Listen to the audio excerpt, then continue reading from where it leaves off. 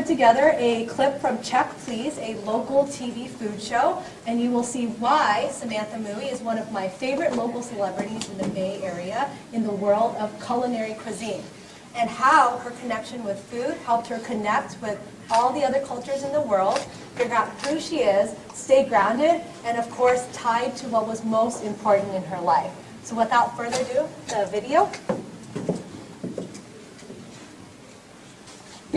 And what about you, Sam?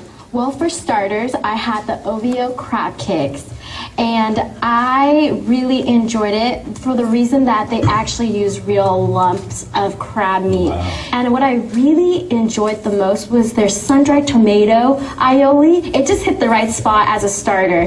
And then later for entrees, I had the OVO macaroni and cheese. Hey. And I can tell you, first of all, the presentation is beautiful. It comes in a black cast iron casserole dish, and then they had a white cheddar sauce, and I was not expecting the bacon in it. The bacon that was laced through it, it was rendered, and it was crispy and smoky. I mean, I'm not a big macaroni and cheese fan, but I will go back there just for macaroni and cheese.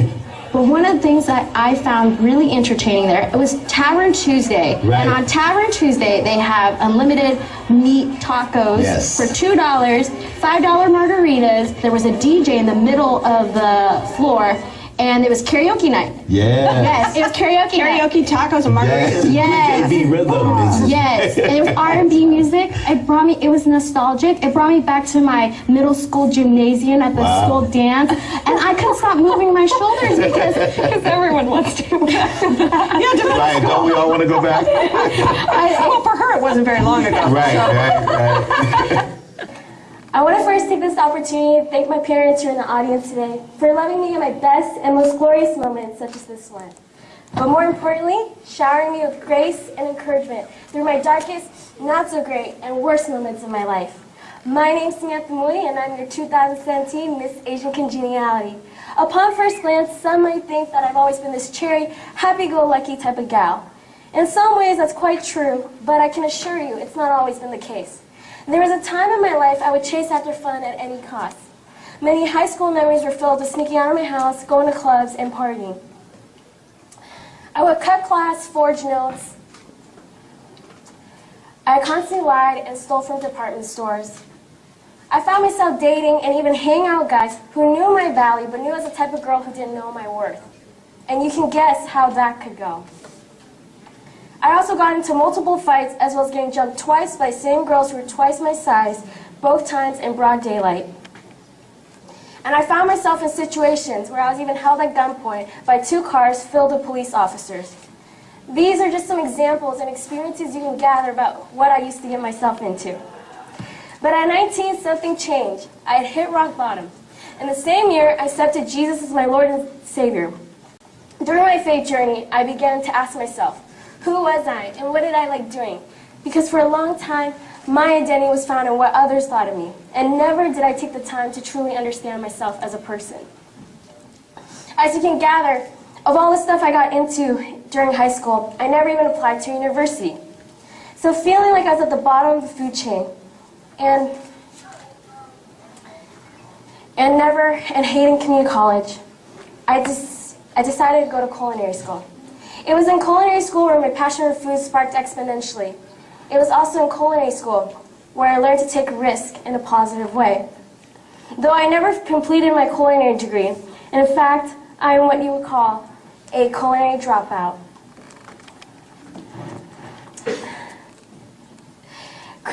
Culinary school was a very critical point in my life because it was the place where I gained my confidence to eventually go back to community college. And today, I'm going to share with you 4 life lessons I learned about how a little hope goes a long way. The first lesson is the power of simply just asking. The second is the importance of inviting others to invest in your growth. The third, don't run away from the known, but run into the known. And lastly, if one door closes, a dozen doors can still open. Growing up, I was an odd child. I was often fascinated with watching cooking shows like it was the greatest thing since sliced bread. I would fall in love with these charismatic chefs and their ability to make the most magnificent things out of the rawest ingredients. So at a young age, I told myself, one day I'm going to be on a cooking show. And surprisingly, one day I found out that the cooking show was on our campus prepping to shoot a show for that weekend. It was so clear to me in my head that this was my chance. So this was towards the end of our classroom when we were cleaning up the kitchen when I heard the news. I immediately asked my instructors if I could go clean the windows in the back. So I grabbed the glass window cleaner and started running outside of my classroom. And when I found a crew of unfamiliar faces and unfamiliar equipment, I dropped the glass cleaner. Imagine this, a wide-eyed, excited young lady wearing a chef outfit that was 2 sizes too big for her, asking if she could be on the show. Now, you can imagine how it was for the other side when they were probably thinking, is this chick crazy? After a few minutes talking to them, the producer paused and said, shooting will take place at noon. Could you be there on time? Oh my gosh, I was so shocked. I was so excited. I remember just skipping back to my class, feeling like I was on cloud 9, thinking, what in the world just happened? And then it dawned on me. This was an opportunity that was never for me to take. In fact, this was an opportunity that should have never been afforded to me. But because I asked, I was in. But most importantly, what I learned through this lesson is that you don't have to be the best or the brightest. You just have to have the courage to ask, and you never know what might just happen. So this is a photo of me on the show Chinese Food Made Easy. And eventually, I thought, if I could apply myself in the same way I did in culinary school, couldn't I also do the same in community college? So I decided to return back to community college. Reality hit as I placed in the lowest English and math classes. And when I say low, it was low.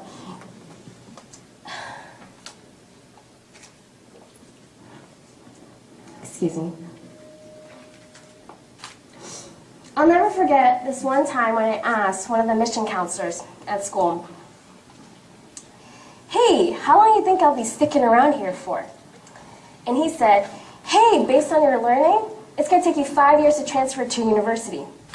I was crushed. It was the most humbling time of my life as I had to reconcile a lot of doubts, insecurities, and fears that plagued my heart and mind. But again, a little hope goes a long way. I remember there's this little inside voice inside of me that just said, Sam, you got this, it's different this time. And with that, I remembered applying myself like I never did before. I completely utilized all my English and math tutoring sessions. I kid you not, you guys, I read this book called How to Study because I simply just didn't know how to study. During this time, I was developing so many great relationships with my mentors and my friends that I would be so grateful that I would send these long emails and long letters to my instructors and their supervisors of telling them how their role critically impacted my life. Unbeknownst to me, other instructors started taking personal attention and helping me. They would send me random emails about applying for scholarships, and I even received a few. Because I was placed in a grant-funded program, in just a year and a half, I was able to fast-track out to transfer to a small private university called Vanguard.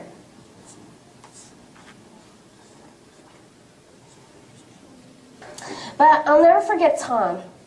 Tom was one of the college mentors that was provided to me through the grant-funded program. He was also one of the first ones to believe in my potential, and he's also the reason why I changed my university major. He gave me the most valuable piece of advice when he said, Sam, pick a major based on the skills you want to build upon. Don't pick a major based on the job you're trying to land. And I knew instantly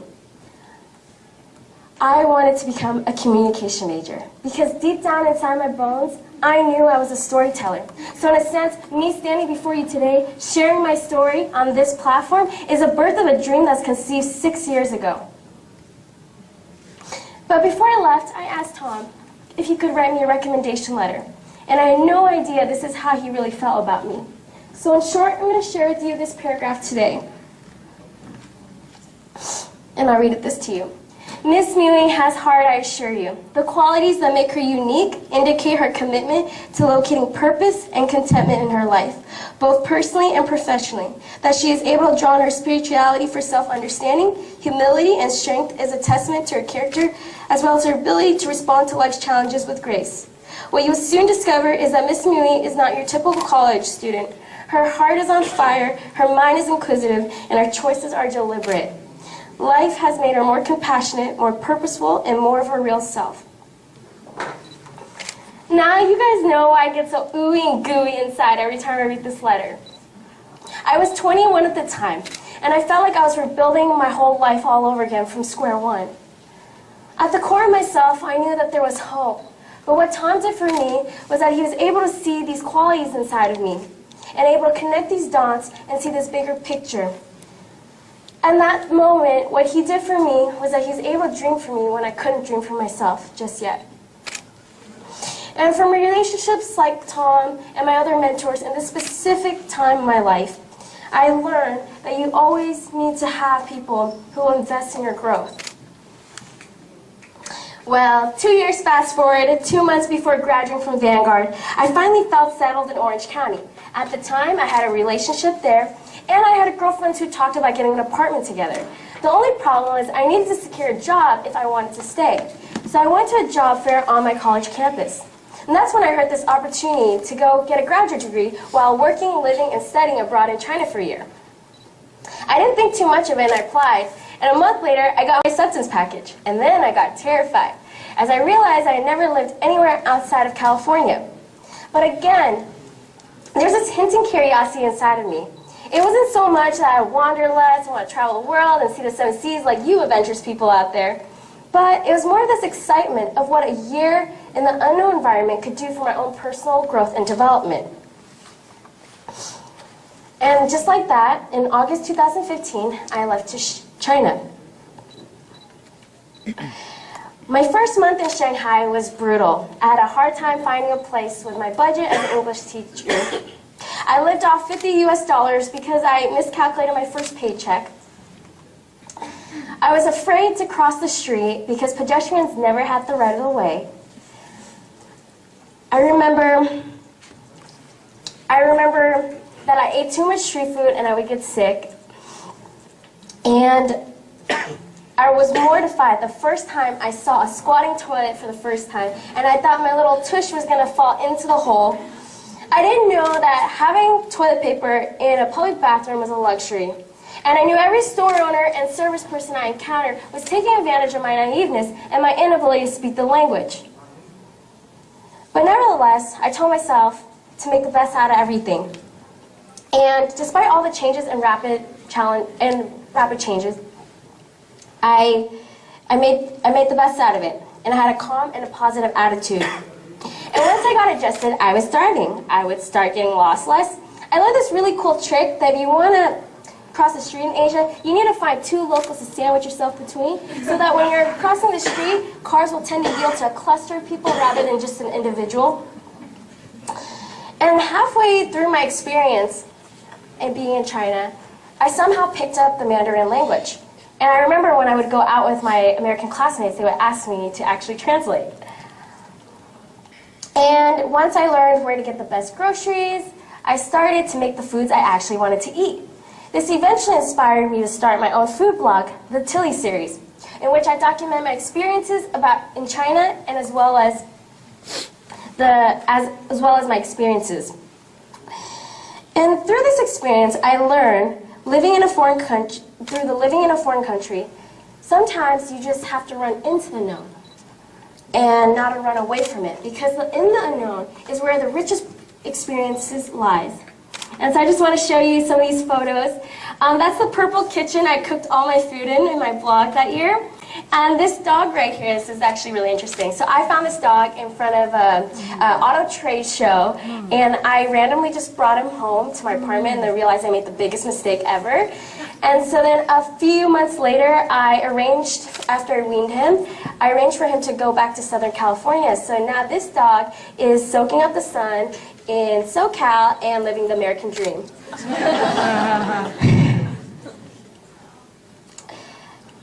A year in China was quickly coming to an end.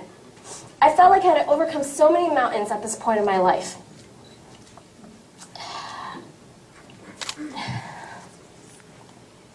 I felt like I was at my peak.